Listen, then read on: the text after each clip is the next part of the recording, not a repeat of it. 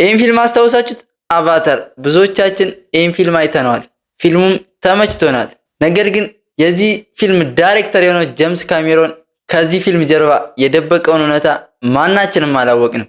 ዛሬ ስለ አቫታር ፊልም እናወራለን። ነገር ግን ስለ ፊልሙ ሳይሆን ከጀርባ ስለተደበቀው አንድ ትልቅ ድራማ ነው። አቫታር ፊልም በዓለም ላይ ብዙዎችን ያስደነቀ የጄምስ ካሜሮን ምርጥ ስራ ነው። ጄምስ ካሜሮን እንደሚታወቀው በሆሊውድ ውስጥ እንደ ጂኒየስ ሰው ነው የሚታየው። ነገር ግን ጄምስ ካሜሮን ይህን አቫታር ፊልም የተሰኘውን ለመቅረጽ ተዋናይ እየመረጠ ነበር። ጄምስ ካሜሮን ይህን ፊልም ሲቀርጽ ያለ ተዋናዩ ፍቃድ ነበር ፊቷን የተጠቀመው። የሰውን ፊት ያለ ፍቃድ መጠቀም ይቻላል? ይቺ ተዋናይስ ማናት? ከጄምስ ካሜሮን ምን ምላሽ ተሰጠ የሚለውን በዚህ ቪዲዮ እናያለን። እስከ ቪዲዮ መጨረሻ አብራችን ቆዩ። ምክንያቱም መጨረሻ ላይ የምታዩት ፎቶ በጣም የሚያስገርማችሁ ነው። ጄምስ ካሜሮን አቫታር ፊልምን ለመቅረጽ ተዋናይን እየፈለገ ነበር። ጄምስም በዛ ሰዓት አንድ ተዋናይ ለዚህ ፊልም ሊያነጋግር ተገናኙ። ልጅቷም ወጣት ናት፣ ቆንጆ ናት፣ ለፊልሙ አሪፍ ገጸ ባህሪ ትጫወትልኛለች ብሎ ነበር ያሰበው። ጄምስ ግን እሷን ካገኛት በኋላ ሐሳቡን ቀይሮ ፊልሙን በሌላ መልኩ ሊሰራው አሰበ። አኒሜሽን ነገር ተጠቅሞ ፊልሙን ለመስራት ያስባል። ጄምስም ለዚህ ለሴቷ ገጸ ባህሪ የመረጠው እችን ያገኛትን ወጣት ነበር። የእሷን ገጸ ባህሪና ሙሉ የፊቷን ቅርጽ ሁኔታዋን ምናምን ለዲዛይነሮቹ አስረድቷቸው እሷን የሚመስል አኒሜሽን ፈጠሩለት። ይሁላ ሲፈጠር ግን እች ተዋናይ ምንም የምታውቀው ነገር አልነበረም። ጄምስም ይህን ፊልም በአሪፍ ሁኔታ ቀርጾ ጨረሰ። አቫታርም እንደተጠበቀው በሰው ዘንድ በጣም ተቀባይነት አገኘ። ጄምስም በዚህ አቫታር ፊልም በሚሊዮኖች የሚቆጠሩ አድናቂዎችና ገንዘቦችን ሰርቷል። ጉድ እኮ ነው። ለአንድም ተዋናይ ሳይከፍል ይሁላ ገንዘብ ሰራ። ተዋናይዋ እቤቷ ቁጭ ብላ ፊቷ ግን ፈምሶ ነበር። እቺ ተዋናይም አቫታር ፊልምን ስትመለከተው አንድ ነገር አስተዋለች።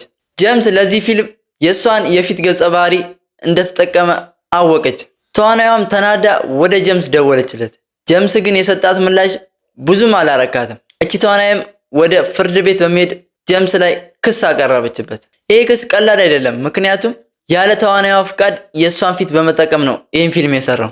ጄምስ በስራው እጅግ ጥንቁቅና ፐርፌክት የሆነ ሰው ነው። ለዚህ ለአቫታር ፊልም ብቻ አዳዲስ ካሜራዎችና ቴክኖሎጂዎችን አስገንብቷል። ታዲያ ግን ይሄ ጂኒየስ ዳይሬክተር ያለ ፍቃዷ የዚችን ሴት ፊት ለመጠቀም ለምን መረጠ? እቺ ተዋናይት እንደምትለው ከሆነ ጄምስ የሷን ፎቶችና ቪዲዮዎች በመጠቀሙ ምክንያት ነው ክስ ያቀረበችበት። የጄምስ ዲዛይነሮችም የሷን ፊት ወደ ሰማያዊ ቀለም ቀይረው አቫታር ፊልም ላይ የተመለከትናትን ተዋናይ አስመስለዋታል። ይህ ደግሞ በፊልሙ ሕግ ሊክነስ ራይትስ የሚባለውን ሕግ የሚጥስ ነው።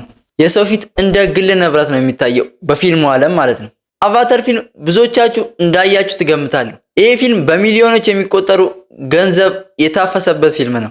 ነገር ግን እቺ ተዋናይ ፊቷ ፊልሙ ላይ ቢኖርም እሷ ግን ምንም ያገኘችው ገንዘብም ሆነ እውቅና የለም። እቺ ተዋናይም የከፈተችው ክስ በሆሊውድ ውስጥ ትልቅ መነጋገሪያ ርዕስ ሆኗል። ይሄ የአቫታር ፊልም ታሪክ አንድ ትልቅ ጥያቄ ያስነሳል። ወደፊት የሰው ልጅ ፊት በኮምፒውተር እየተሰራ ለፊልም ሲውል የፊቱ ባለቤት መብት ግን የቱ ጋር ነው የሚል ጥያቄ ያስነሳል። ጄምስ ካሜሮን እስካሁን ድረስ በይፋ የሰጠው ምንም ምላሽ ባይኖርም ውድ ተመልካቾቼ እስኪ እናንተ ፍረዱ።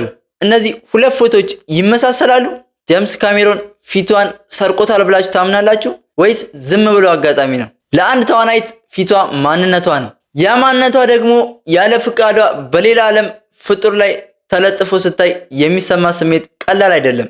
ሐሳብ አስተያየታችሁን በኮሜንት አጋሩኝ። ቪዲዮውን ከወደዳችሁት ላይክ ማድረጋችሁን እንዳትረሱ፣ እንዲሁም ለጓደኞቻችሁ ሼር በማድረግ ድጋፋችሁን ግለጹልኝ። በቀጣይ በሌላ እውነተኛ ታሪክ እስከምንገናኝ ድረስ ቸር ሰንብቱ።